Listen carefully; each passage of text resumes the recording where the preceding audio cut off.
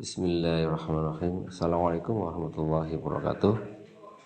Para pelatihan gurah cair hidung yang insya Allah dimuliakan oleh Allah Subhanahu Wa Taala. Alhamdulillah kita berjumpa kembali. Baik, kali ini saya insya Allah akan menginformasikan, jadi pengalaman-pengalaman di lapangan yang bisa diambil ibroh atau pelajarannya ketika kita melakukan teknik terapi gurah cair hidung. Nah, ini akan saya sampaikan hanya 5 yang bisa diambil pelajarannya, walaupun masih banyak, tapi tentunya dari berbagai kejadian yang berbeda. Nah, ini yang penting ya, ini penting. Jadi hanya 5 saja ya, mohon maaf. Ya, jadi kalau yang pengalaman tentang klien pada saat kita melakukan gurah itu ya, gurah hidung itu ya banyak ya, banyak ya. Ininya sepanjang dari 2010 sampai sekarang ini ya banyak. Nah, namun saya mau cerita hanya 5 pengalaman ketika saya sebagai praktisi gurah hidung cair ya. Nah, di pengalaman pertama kaitannya dengan umur ya, Jadi pernah saya diminta untuk gurah massal di salah satu pondok pesantren di kota Batang sana. Saya datang ke sana, kemudian waktu itu pada Isya ya kita lakukan. Di situ itu yang namanya anak di pondok pesantren itu bervarian ya.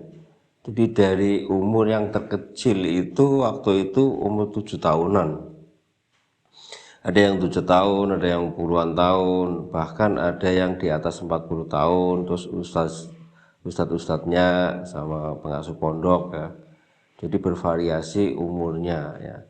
Ketika saya lakukan saya lakukan gurah itu di sana karena diawali ya, hanya mengawali, mereka kan tidak tahu gambaran ya, takut. Dia rata-rata ya takut ya, karena rasa gurah itu bilangnya informasinya itu memang pedas dan sakit gitu. Hanya saya edukasi, saya beri arahan ya. Intinya insya Allah yang penting rileks, tenang. Kalau rasa sih ya memang rasanya namanya hidung kan tidak pernah kemasukan apa-apa ya, paling kan debu-debu gitu dan seterusnya.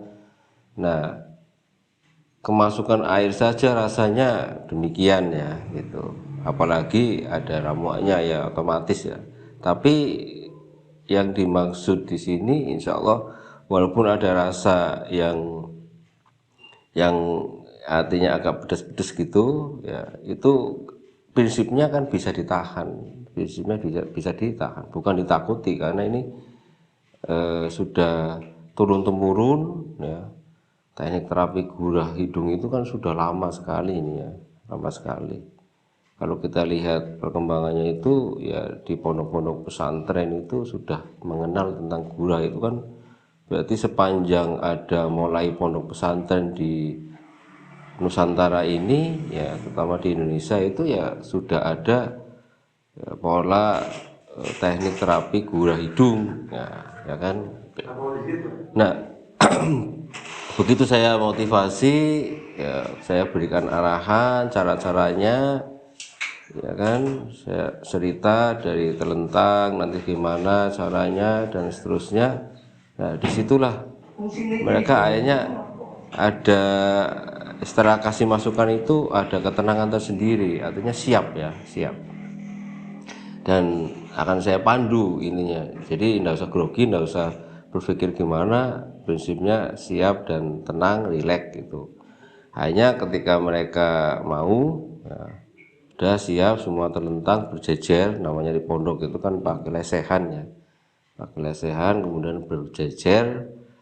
Nah, saya mulai dari yang kecil itu. Ya ini ada yang agak besar ya, dia takut itu. Bahkan yang kecil 7 tahun itu dia masya Allah mentalnya siap dan tidak takut sama sekali. Saya berikan percontohan aja di situ. Saya masukkan ya cairan gurah ini ke hidung, ya lubang hidung kanan kiri. Dia tetap tenang, tidak, artinya walaupun kaget sebentar tapi dia ngikuti arahan. Ya. Kemudian setelah dah satu ini yang umur 7 tahun ini kok mereka melihat semua ternyata tidak ada masalah, ya kan. Nah sekitar setengah menit dia membalik, terus dia buka mulut, dia mulai keluar lendirnya itu dalam kondisi umur 7 tahun aja dia rileks, artinya siap dan tidak takut. Akhirnya menguatkan mental-mental yang lain, hanya mau semuanya. Hanya saya gurah semua itu yang di pondok itu. Nah ternyata ya setelah proses itu berlangsung, alhamdulillah hasilnya maksimal semuanya, ya sekitar ada yang 1,5, ada yang 2 jam, ada yang 2,5 jam itu waktu itu ya.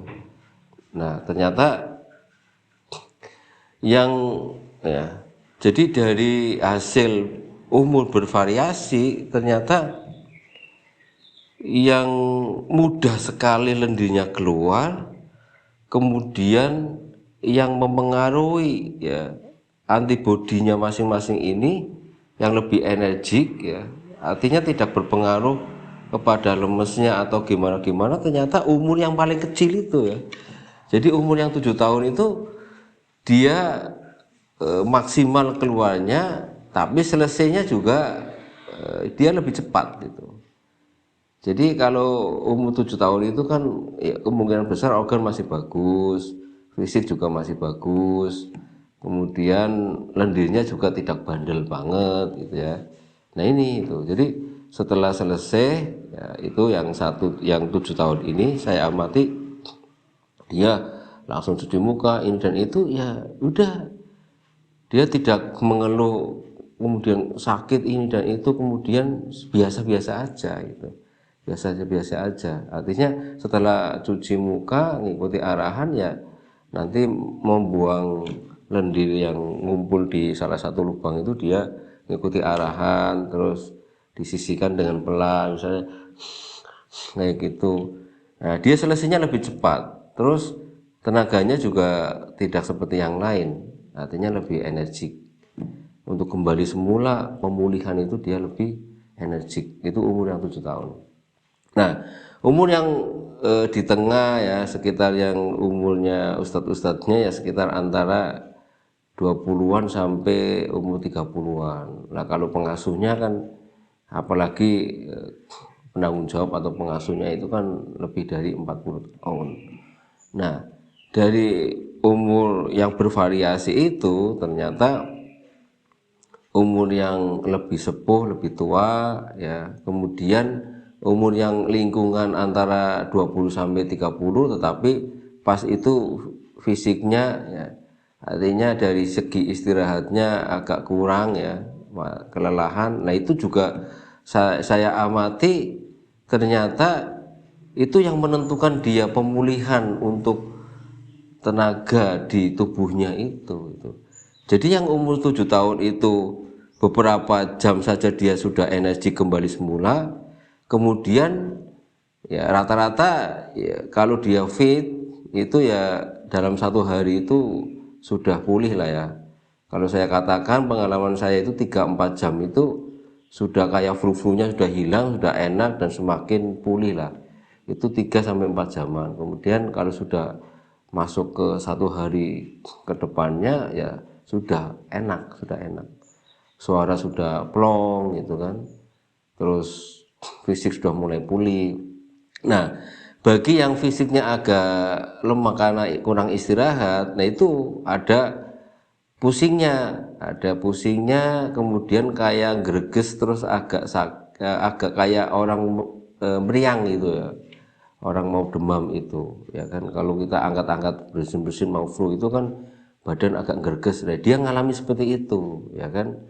Jadi yang lain itu setelah 3 jam itu sudah mulai pulih, enak, dalam 1 hari dia sudah seperti biasa ya. Nah yang istirahatnya agak kurang ini dia kayak sedikit agak kayak orang demam itu bisa sampai 3 harian, baru hari keempatnya itu sudah mulai pulih kayak gitu. Jadi dan yang umurnya 40-an lebih itu juga pengaruh, artinya lebih lambat dari kembalinya energi semula gitu. Walaupun rata-rata semuanya itu dari napasnya ya, dari napasnya dia lebih plong, dari suaranya lebih jernih, enak. Yang tadinya banyak keluhan misalnya kayak ada sesuatu lendir tertahan di tenggorokan itu, kemudian ganjel itu rata-rata semua oke gitu.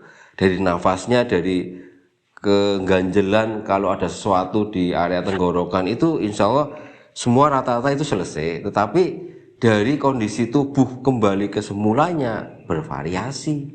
Dan ternyata ya kan orang kan melihat masih kecil masa digurah itu nanti gimana, ternyata justru 7 tahun ini, 7 tahun kan masih kecil itu SD kelas 1 lah ibaratnya ya, kok malah dia lebih pulihnya energiknya. Bahkan ini pengalaman pribadi, ternyata dia umur yang paling muda malah lebih cepat kembalinya.